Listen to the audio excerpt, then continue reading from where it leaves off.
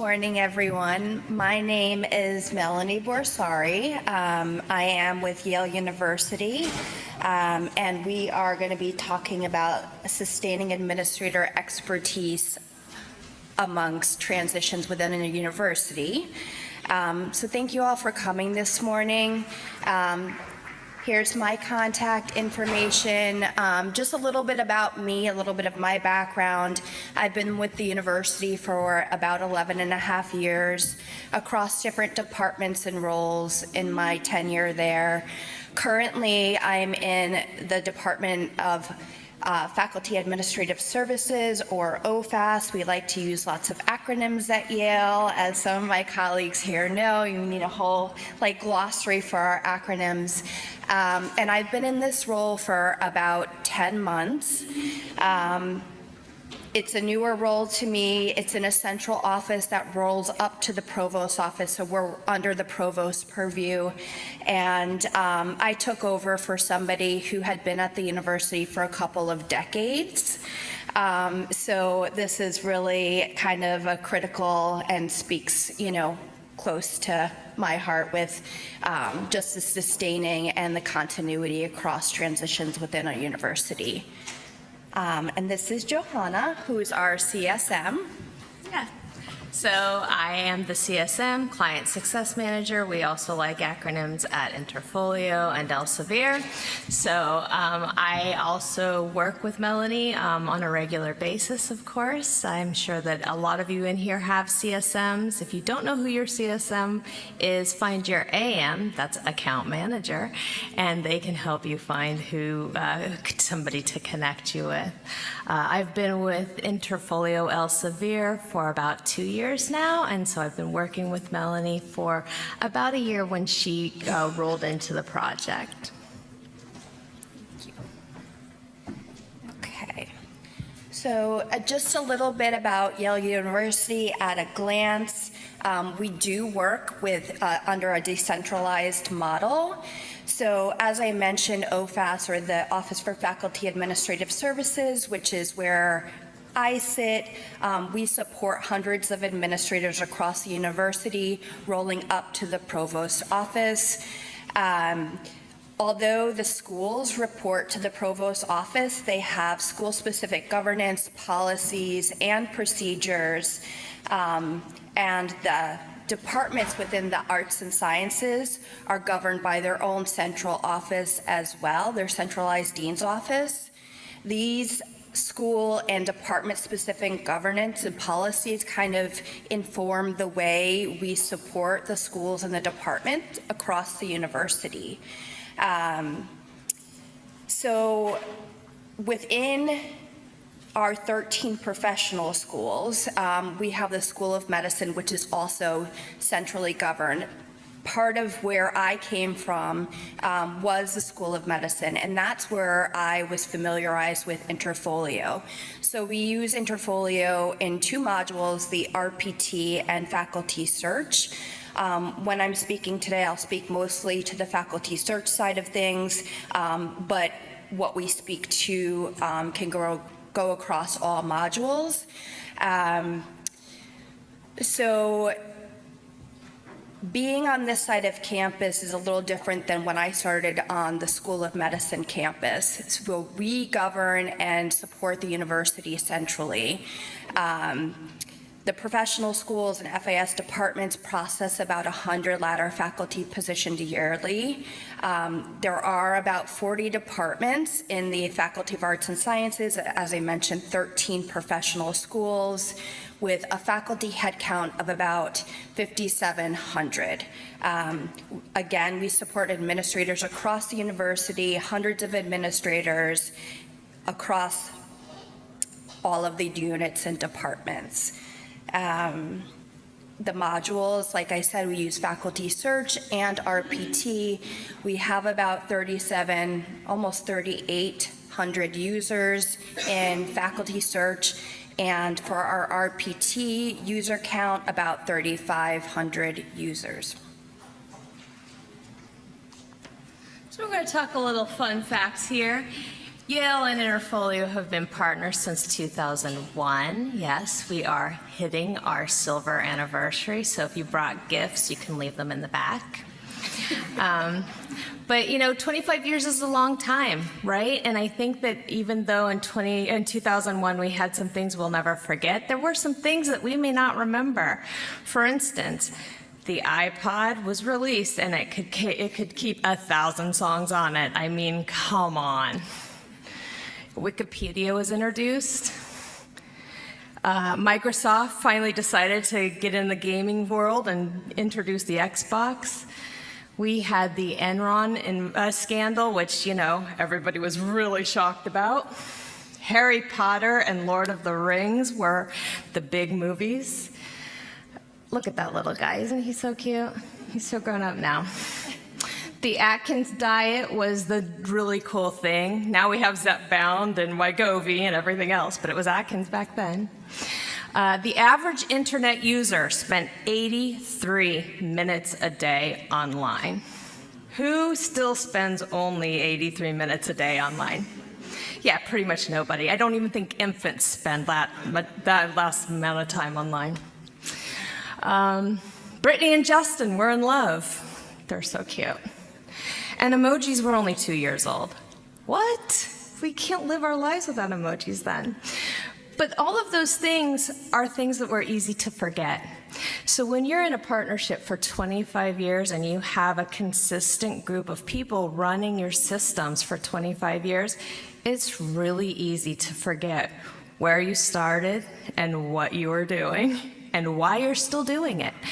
So, one of the things that we're here to talk about today is how to maintain that knowledge base so that it can flow from position to position when somebody has changeover or when, you have that cut over for a new system or everything like that. So like Melanie said, it'll be a little bit about faculty search, but these are things that can apply to all systems, Interfolio, FAR, RPT, faculty search, or systems outside of Interfolio.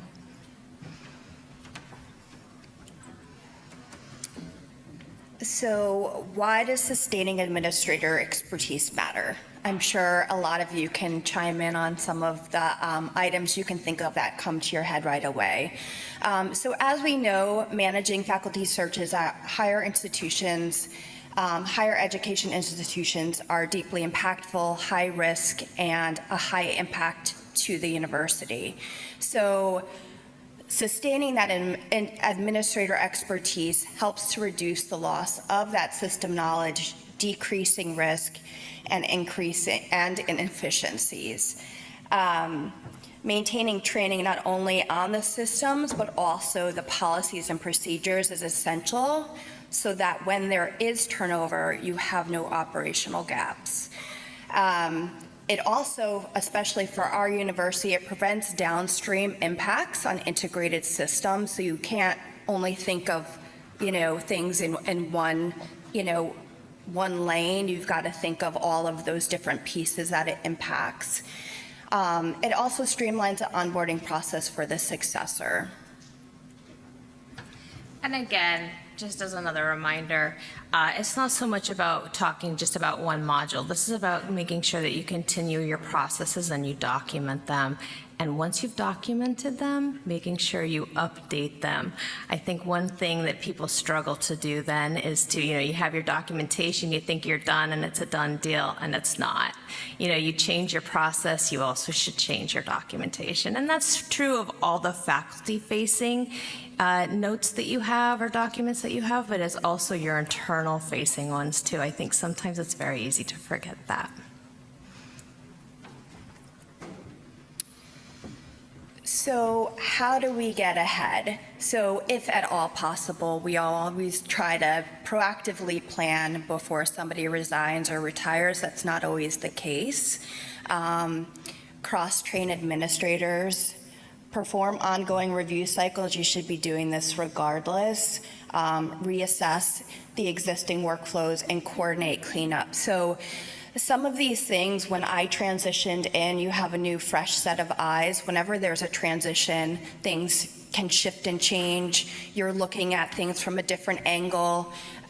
You're bringing up things that maybe your predecessor didn't bring up because they were used to doing it for a long time. So it does give you a fresh sense of where are we now? Why are we doing the things we do the way that we're doing them?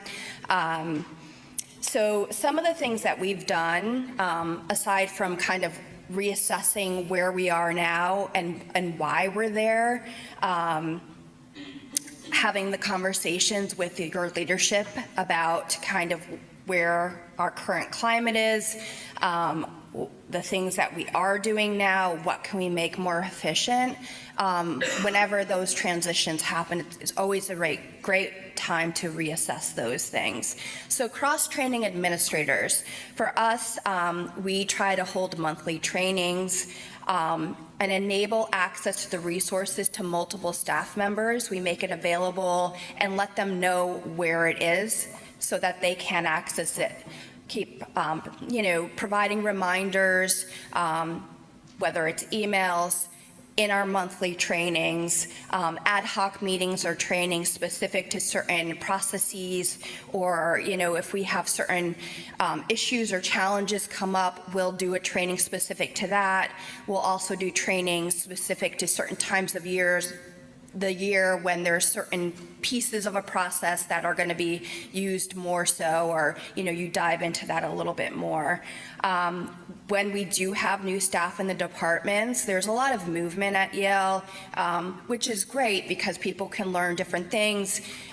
Where are your strengths? What do you like to do? And there's transitions within departments, within different roles. So there is turnover, but again, it gives you an opportunity to work with those new staff members, create those relationships and that trust amongst your team and them, and again, enable them to know where those resources live, what resources are available to them, and train them on the processes. Tips and tricks for cleanup.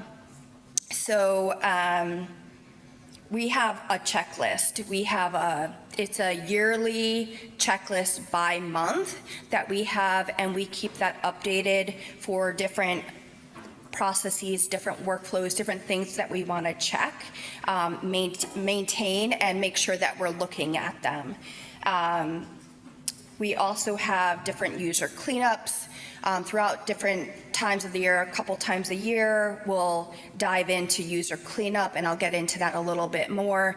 But the coordinate cleanup and reassessing the existing workflows, as I mentioned, talking to leadership, et cetera. So again, in my new role and in transitions within Yale, there has been movement. We've had some retirements, not only within our department, but other departments. And again, it gives you that opportunity to kind of look at things and reassess where you are. Do you still need all these approval workflows? Have things changed? We have conversations with the deans and the provost office. We work very closely with them and touch base on how the current workflows are going. They have transitions and they've had senior leadership changes as well, so that who are our new users? Who do we remove from the system? Who do we add to the system? Review approval templates. So this is, just a snapshot of our faculty search approval templates. You can see we have 32 for faculty, 27 for fellowships, 1 for other, 1 for awards, 27 for postdocs, and 1 for staff. Now, when I came, I looked at all the templates, and I noticed that there were certain templates that didn't have a workflow or approval processes affiliated to them. So when somebody created one, if they chose other, for example, it would just automatically approve. We don't want that. So I was able to go in, look at all of them, see what those approval workflows were, adjust them accordingly, and ensure that everything had an approval workflow so things weren't just out there.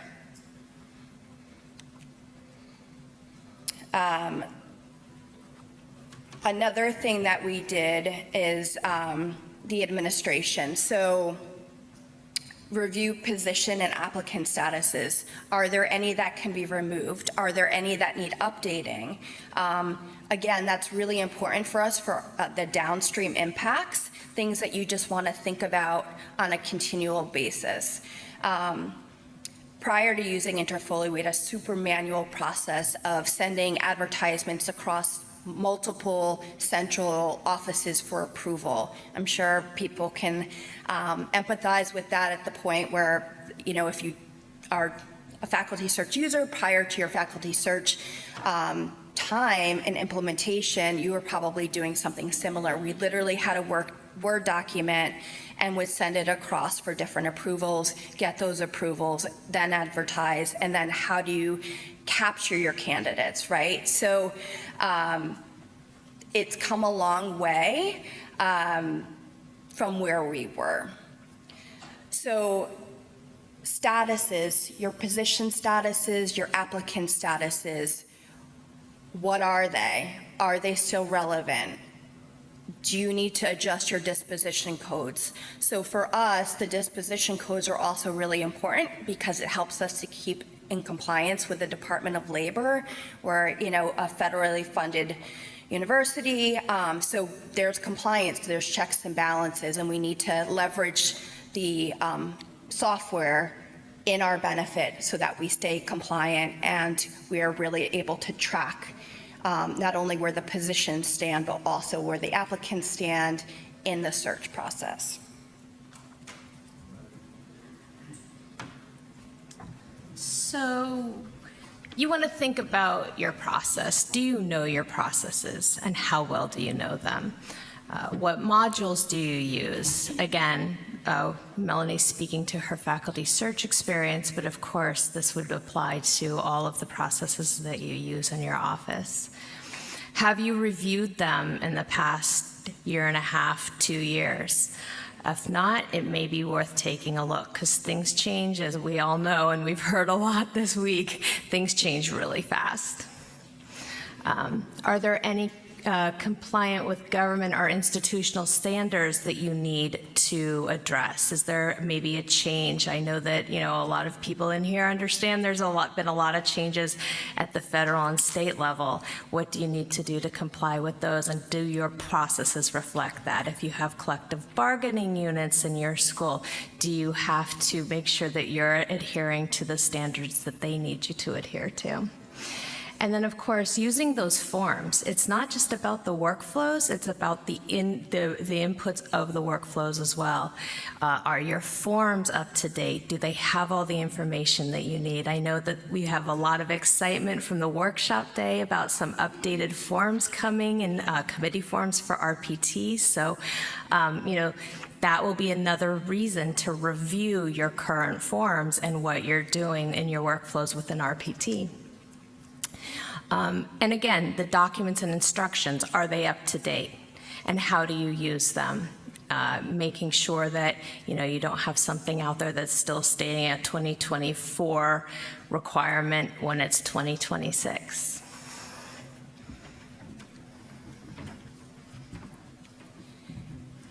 So reports, another functionality that's super helpful, whether you're transitioning or just for yourself. We run there's certain reports that we run periodically, 1 to 2 times a year for cleanup, ensure data accuracy, make sure you don't have things that are hanging out there that are, you know, a little stale. You want to keep the data integrity. You want your positions, in this example, you know, to remain open for X amount of time.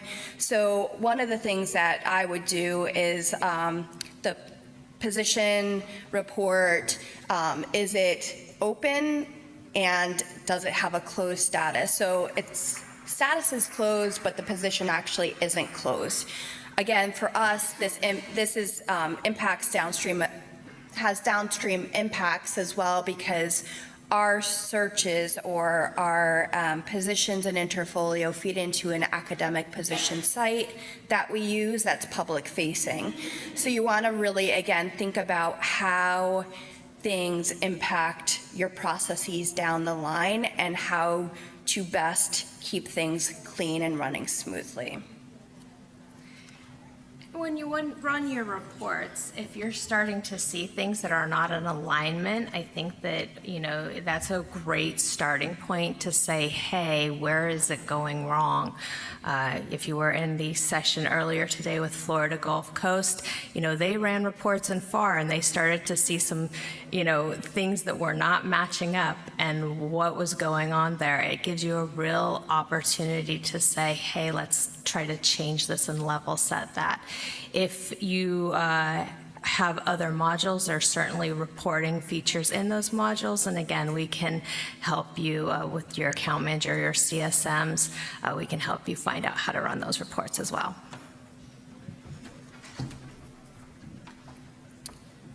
So some things to think about: end-to-end documentation. How are you documenting things currently? Your processes, your templates, your workflow approvals, who make these decision points, the roles and ownership, control and accessibility is another big one. So again, what are your approval workflows? How do you create them? How do you add new people to them? Those are all things that you want to document and be aware of, and make sure you have cross checks.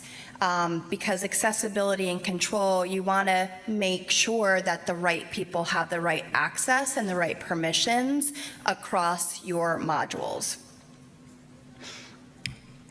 So user access and permissions are important. Approval workflows and templates are also super important things to be documenting and to be keeping track of. For us, actions to take now. So things that you kind of keep in the back of your mind: documentation of institutional knowledge. When you've been in a role or a position for a while, you know it like the back of your hand, right? So you always want to think, if I weren't here, would somebody be able to do this? So centralized SOP repositories. We kind of keep this OneNote document that's kind of like our handbook for different processes and policies. And in that, we have all of the governing principles. How do we do these things? What do we need to be looking at what particular point in time? How often are we checking these things? Is it still relative? Another thing that we have are our internal training sessions and the modules. The sessions I mentioned, we have once a month. We also have different training modules that we use. Our website resources, we just did a really big cleanup, which was great for me and also great for our office, and making sure that our resources are pertinent and, they're accurate for where we are now. And that was a huge cleanup. And doing that, we were able to kind of bring together not only Yale-specific policies and governance and training tools, but also link to our Interfolio website. So why recreate the wheel, right? There are certain things that as universities, you're going to do uniquely to your university or school. And then there's other things that with Interfolio RPT or Interfolio Faculty Search, that's kind of standard across the board, like how to add somebody. So what I like to do is we had Yale-specific processes, and then sprinkled in, we would link to the Interfolio site for resources for training, for like how-tos.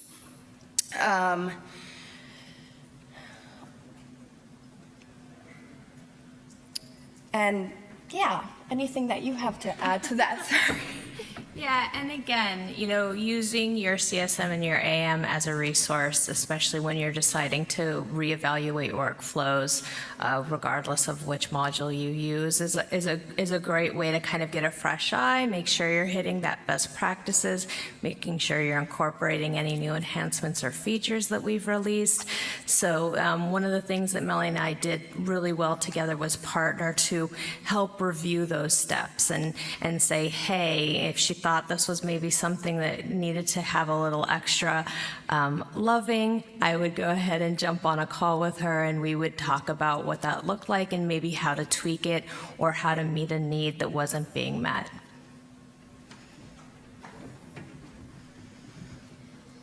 The other thing that's really important, as to Johanna's point, is just leveraging your resources. Interfolio University courses, when I started in this role, I was presented with the one for RPT and the one for Faculty Search, got a little certification at the end. It was helpful. It was helpful to remind me of things from the Faculty Search side, because I handled that in the med school side, but not from the whole university standpoint. So just different things like that, the different tools, the client community, the product help site, knowing how to access those and what parts of information you want to share amongst your departments, that again is consistent with what you're doing.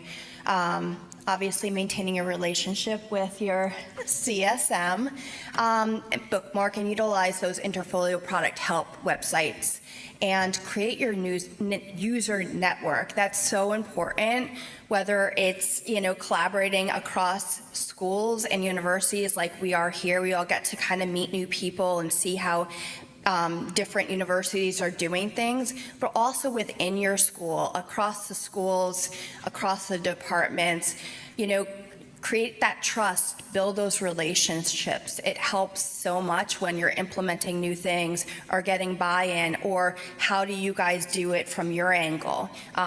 Just cultivate those conversations.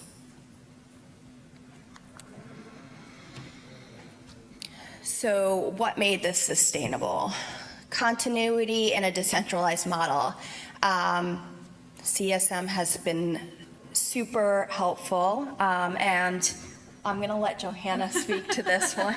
She was trying to steal my I was slide. trying to steal her thunder. It's all here. good. It's all good. We have one mic, so we just have to keep flip-flopping. But so what made this sustainable for Yale, and I can say this about other partner institutions as well, is, that continuity in a decentralized model. Or even if you're centralized and you have a lot of changeover, it's nice to have a touch point that had been working with the team previously to you joining the team.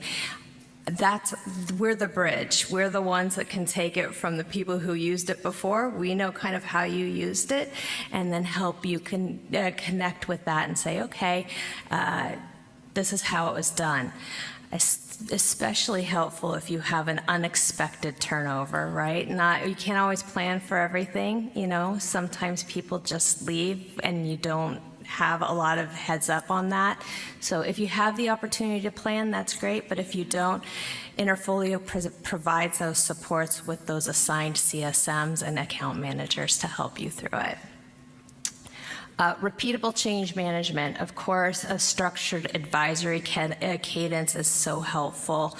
We cannot stress enough how helpful it is to kind of keep those review processes going and making sure that that documentation is there. Also noting that your governance reduces the risk, right? So if you have a group of people who know what's going on and one person steps away, there's still a group of people who know what's going on. And then, of course, enablement that scales. For Yale, the specific guidelines reinforce those role-based trainings, right? So that included the Interfolio University, product resources that help those durability of processes sustain across everybody who comes onto the team or leaves the team. So client advisory services is where you get an assigned CSM. And if you do not have client advisory services, please talk to your account manager. They can help you out with this. And this is the slide that we generally show during a sales presentation or perhaps right after implementation, and you roll out of implementation. So you may have seen this before. And it talks about all the things that you get as part of your client advisory service. One of the things, of course, you get your dedicated CSM, assigned CSM manager. We have trainings. You get 2 trainings per year. They are virtual. They are recorded. They are given back to you so that you can use them repeatedly over and over again. They do not roll over, but they do renew every year. So every year you get 2. But this is the sales slide. What does it actually mean? Well, CAS in action is really something where the rubber hits the road, right? This is where it's really going to help you get over those bumps and humps. We help provide critical reviews, so we can help, again, bridge that gap of knowledge. We can help provide mini tune-ups, so whether it's best practices or maybe just a review that hasn't happened in a long time. And when I'm talking about review, I'm talking about review of your processes, not a tenured review. But you know, making sure that you have those fresh perspectives as well. Don't forget that also as a client success manager, I work with a lot of partner institutions. So, you know, there may be something that somebody's doing really well. You can come and ask me, hey, I was thinking about this. And I'd be like, well, actually, I have another partner institution who did this. Let's work through it. And we can maybe connect you, or we can work it together so that we can get that replicated process there as well. And then, of course, we are always the first go-to people for release updates. You know, again, once there's been an enhancement or an update, we're the ones that would, you know, definitely be able to work through those processes, train you if you need training, help you find office hours if you need additional support. So remember, the big picture here is that, you know, your tech evolves just like your office evolves, and your administration evolves, your faculty evolve, your staff evolve. So everything's always changing. How do we keep that all together? Again, if you don't have a CAS, ask your CSM or your account manager. If you do have CAS, make sure you're using it to the best of your ability. Make sure you're getting in those regular check-ins, whether it's monthly or quarterly, whatever makes sense to you. But make sure you're connecting with your CSM and use all of the features that are open. All right, so that is it for us. We have a little bit of time that we can take questions if you have any, or if everybody's just really to drop off those gifts for the 25th anniversary and go to lunch, you're totally free to do that too.